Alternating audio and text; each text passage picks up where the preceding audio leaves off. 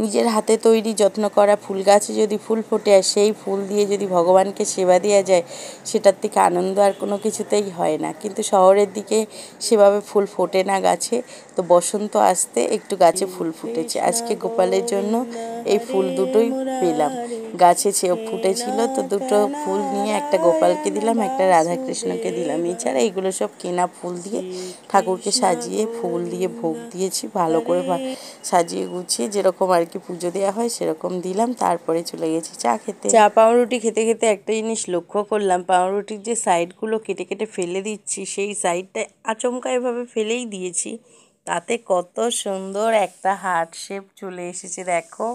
তো এটা দেখে ভাবলাম তোমাদের সাথে শেয়ার করি। এবার দুপুরবেলা ভাত খাওয়ার পালা। রান্না তো আমি করি না, তোমরা জানোই।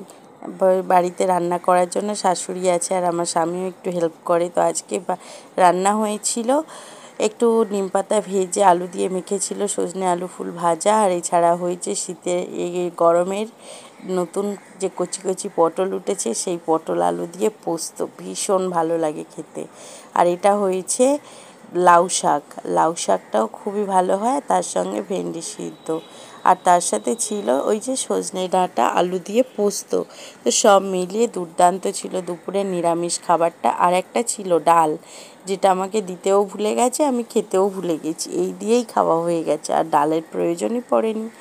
তো তারপর প্রথমে আমি নিম ভাতটা মেখে নিচ্ছি। নিম পাতা ভেজে আলু দিয়ে এই মাখাটা ভীষণ ভালো লাগে আমার, নিম বেগুনের তুলনায় এটা খেতে বেশি ভালো লাগে। তো আমি খাচ্ছি আর আমার ছেলে আমার সাথে একটু দুষ্টুমি করছে, তাই যে যাই হোক আমি খেয়ে নিচ্ছি, আর ওদিকে মেয়ে খেয়ে আগে চলে গেছে।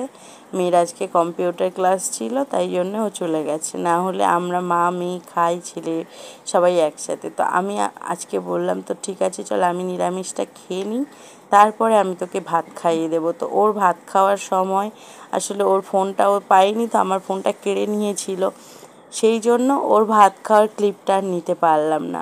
তাই আমি শুধু যখন খাচ্ছিলাম আমার ভিডিওটা করতে পেরেছি।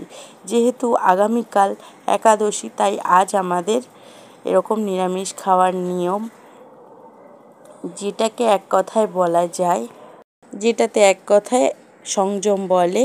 মানে আজকে হবে একাহার, কালকে অনাহার, পরের দিন আহার।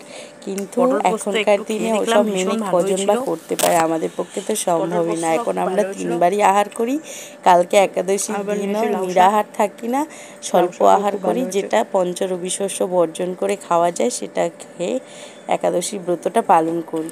খাওয়া দাওয়া শেষ করে দুপুরবেলা ভাবলাম আর শোবো না, ভগবানের জায়গাটা পরিষ্কার করে নিই, তারপর সন্ধ্যা দিয়ে নিলাম।